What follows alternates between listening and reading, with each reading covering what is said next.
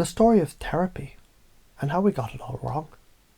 So I've had therapy for over a century now, right? But here's the kicker. Everything's worse. People are more anxious, more depressed, more neurotic than ever. And you're probably asking, how did that happen? Easy. We bought into the wrong fucking model. We chose Freud over Adler. You heard of Freud, right? The guy who told us to blame everything on our childhood. Oh, it's your mother's fault. Or your dad didn't love you enough. As if that's the reason that you can't function as an adult. Therapy became about finding what's wrong with you. The problem, it focuses on diagnosis, not direction. And guess what? That just traps you in the past. You're stuck in the whys. Why am I so fucked up? Without ever asking, where am I going? Then there's Adler. Adler was like, screw the past. What the hell are you doing with your future? What are you moving toward? What's your goal? He focused on action, responsibility, and growth. Not endlessly digging through your emotional baggage and saying, this happened to me. And that's why I can't function. We chose Freud. Why? Because it's easier to be a victim than to actually take responsibility for your life. Because if it's someone else's fault, it's not your job to change it, right? The real problem, diagnosis versus direction. Let me hit you with an example. Imagine you go to a therapist and they tell you, you've anxiety, you've depression, here's a label. Feels good for a second, right? Like, at least now you know what's wrong with you. But here's the problem with that. It makes you passive. You now have a label and suddenly you're defined by that. Anxiety is just who you are. Now, imagine if the therapist said, where do you want to go? What do you want to accomplish? What's your mission? That's direction. That's asking you to step the fuck up and take responsibility for your own life. Here's another way to look at it. If you're always focused on how you feel, you're basically staring at your feet while you walk. But if you look ahead where you want to go, you walk with purpose, and guess what? You stop tripping on the rocks in front of you. You've got a direction, and that makes all the difference. Introspection versus responsibility. Therapy has turned into a game of endless introspection. Sit there, think, feel, analyse. But here's the truth. Introspection, it's overrated. It's useful sometimes, but not as a lifestyle. You know what's better? Responsibility. Instead of asking, why do I feel this way? Ask, what can I do about it? Ask, what's the next step? Not in some mystical way. Just ask yourself, what action can I take right now? If you're feeling stuck, it's time to choose something to do. The minute you do that, you feel better. Why? Because you're in control. You're not a victim. You're a creator. Let's get real here. Think of the last time that you were feeling low and you did something productive. Like even something simple, like making your bed. It felt like an accomplishment, right? That's action. The moment you take action, you interrupt the cycle of introspection and you start shifting the momentum. Think about the times you've done something that you didn't want to do, but did it because it needed to be done. Cleaning the garbage, paying that overdue bill, getting out of bed when you didn't feel like it. You know what happened then? You gain control. You break the pattern of being a victim. Why conservatives seem happier? And it's not what you think. Let's talk about something a little controversial. Conservatives. They tend to be happier, right?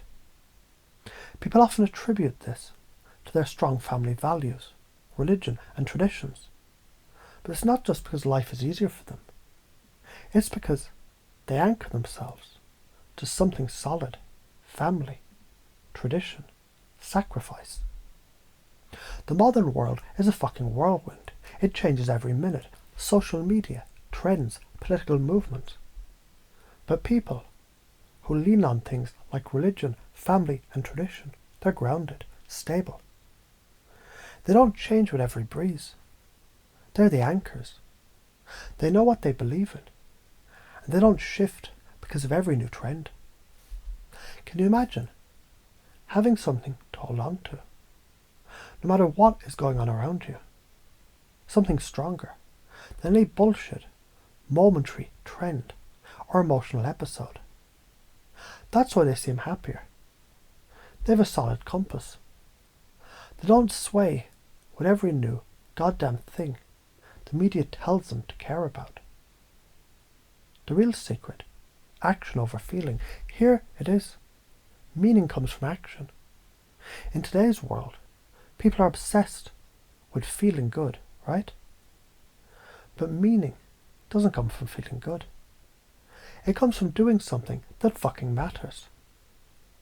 When you act with purpose, even when it's hard, that is where you find meaning. You'll feel better because you know you did something that mattered, that you moved in the right direction. So let's break this down. Think of a time when you put others before yourself. Maybe it was helping someone who needed you. Maybe you made a tough choice for the benefit of your family. Did that feel good? Sure, in the end it did. But it didn't come from feeling good. It came from doing something bigger than yourself. The science, your brain on action. Let's talk about the science of this. Do you know, when you take action, your brain gets flooded with dopamine. Dopamine is a neurotransmitter that's responsible for pleasure and motivation. And guess what? You don't need to wait for a magical moment to feel good. You just need to take action. The more you take action, the more dopamine you get. So every time you feel anxious or sad or stuck, get up and do something. It doesn't matter what. Just move. Your brain is literally rewiring itself to give you a sense of purpose. This is the science of why action works. Action is dopamine. Dopamine is motivation. Motivation is the power to change. The fear. What will people think? Let's talk about that. You're afraid of judgment. You're afraid of how people will interpret your actions. Fear is normal. But here's the truth. If you let fear run your life, you'll never get to where you want to go. Here's the thing. You can't control other people's opinions, and guess what? Most of them, they're too busy thinking about themselves to even notice what you're doing. So why care? Why let fear control your life? If you want to change, if you want more stability, it comes from doing things despite the fear. Action, direction, responsibility. Those are your fucking answers. Interrupting the limiting beliefs. Let's look at the beliefs that are holding you back. The thoughts like, I'm not good enough, or I can't do this, or it's too hard. They're limiting beliefs that keep you down. They drain your energy. They suppress your potential. The key is to interrupt these beliefs. Every time that voice pops up into your head, don't just accept it. Don't just sit there and nod along. Interrupt it. You don't need to sit in therapy for 120 years to try to figure out why you feel stuck. You just need to take action. And every time you do that, you break the pattern. You start shifting your beliefs. You can use these same principles when you're working with others. You paste their beliefs, what they already believe, and then you lead them to a new belief, a better belief. When you connect with them emotionally and understand where they're coming from, you can lead them in the direction that'll change their life. But you can't do that until you interrupt their old patterns. You have to break the cycle. Get them to take action. Get them to see the value of doing something now, not thinking about it for days. So let's recap. Therapy. It's been stuck in a loop of diagnosis and introspection for over a century.